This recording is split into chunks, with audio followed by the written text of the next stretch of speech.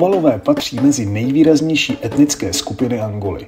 Tedy aspoň tak jsme to prvotně vnímali podle jediného dostupného francouzského dokumentu natočeného v této oblasti. V minulosti prošli těžkou existenční zkouškou. No kdo vlastně ne z původních obyvatel v koloniálních dobách, ale oni bojovali. Kubalové jsou bantuskou skupinou, která se do oblasti dnešní Angoly dostala asi před 300 lety v rámci migrace Hererů. Zde se oddělili a postupem času si vytvořili vlastní kulturu. Usídlili se v provinciích Huila a Namibe mezi horami Čela na severu a řekou Kunéne na jihu. Odpradávna tuto oblast sdílejí s kmeny Gambue a Muila, se kterými jsou v občasných konfliktech díky krádežím dobytka a přístupu k pastvinám. Kvůli přirozené bojovnosti dlouhodobě odporovali koloniálnímu tlaku Portugalců, kteří se je snažili vysídlit z úrodných regionů. Konflikt vygradoval v roce 1938, kdy se koloniální správa rozhodla zavést daň z dobytka. To bylo proti vůli Kubalů. Skot byl pro ně posvátný a zavedená daň jim nedávala smysl. Po ozbrojeném konfliktu bylo mnoho vesničanů pobyto a velká část byla odvlečena k nuceným pracím.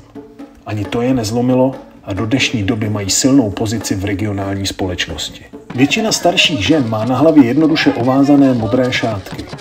Mladší dívky nosí čepky zajímavého tvaru zvané ompóta. Dnes je tvoří jednoduše z kartonu a barevných látek, ale v minulosti to byla složitá ratanová konstrukce s koženými doplňky, mušlemi a korálky. Některé ženy mají v obličeji černou barvu. Ty právě truchlí, zemřel jim někdo z rodiny. Konečně se můžeme zeptat na poprsí, sepnuté pevně koženými pásky. Je to podprsenka Oyonduty a žádný hlubší význam prý nemá. Působí na nás však velice bolestivě. Počet kožených pruhů značí počet dětí, které maminka má. V některých případech mění za obyčejné pásky od kalhot. 21. století si žádá změnu.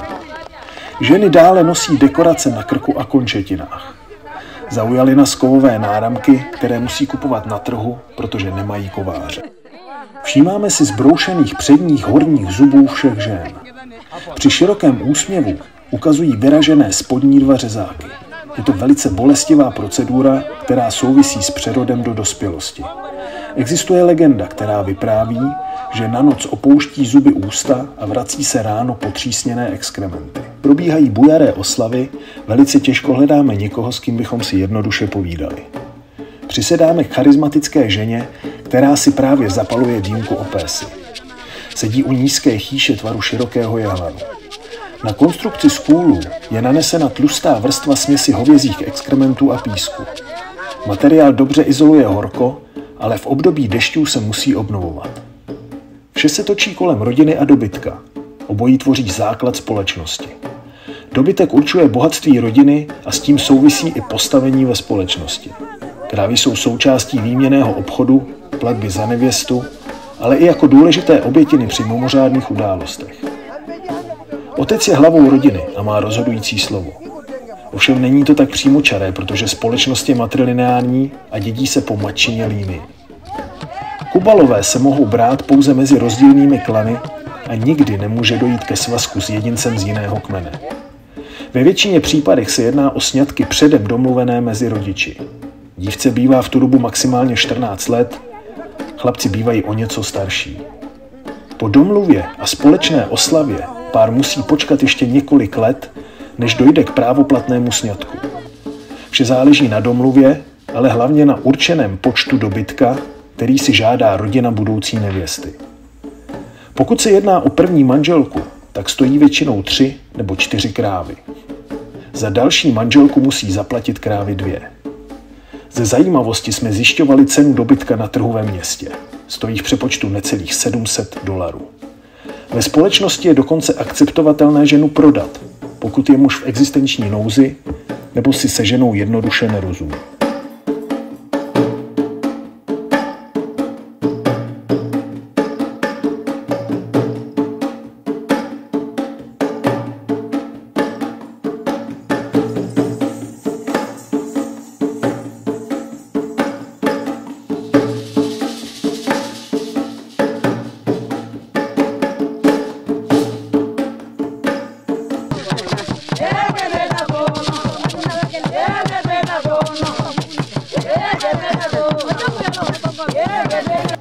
Tradiční víra je stále hluboce zakořeněna.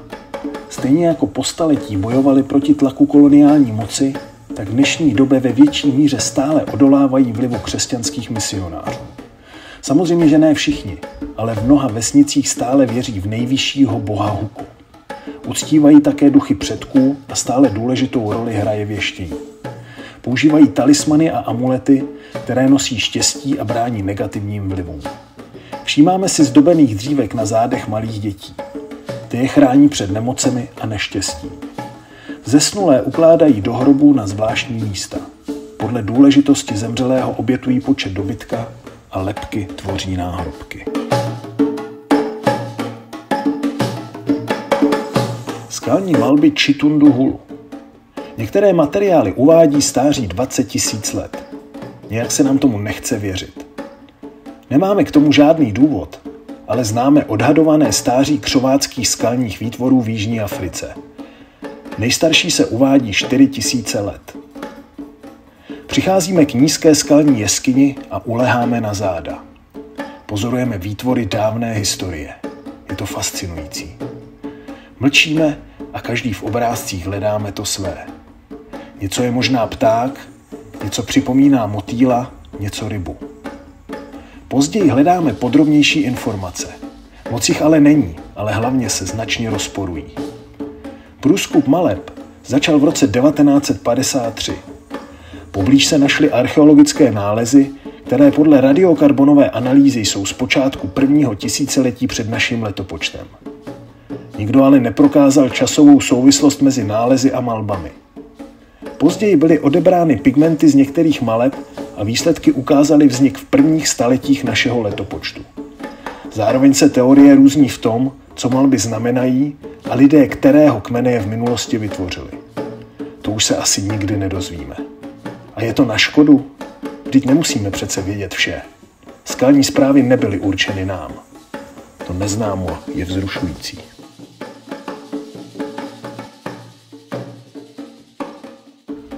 Po návratu do Virej nás čeká úplně nové auto. To původní se už nepodařilo opravit. Nám to ale nevadí. Aspoň se dají konečně stáhnout okýnka a hraje rádio. Kousek za městem zastavujeme na tradičním pohřebišti Kubalů. Předem kupujeme láhev pálenky, prý pro duchy zesnulých. Na místě nás čeká elegantní muž v košili, přebírá od nás lahvičku s kořalkou a jdeme mezi hroby. Fascinující, ale trochu strašidelné místo. Kolem nás je spousty dřevěných kůlů s kravskými lebkami. Nikdo ani nedutá. Muž v košili prochází v uličkách a většinu lebek zlehka potřísní pálenkou. Necháváme si dotazy na později. Duchové si prý stále rádi připijí. Hřbitov je stále využíván. Pokud má dotyčný patřičné postavení, jeho tělo uloží zde. Počet lebek značí množství obětovaných zvířat na počest nebožtíka. Maso obětovaných zvířat nesmí konzumovat blízká rodina. Musí ho rozdat či prodat ve vesnici.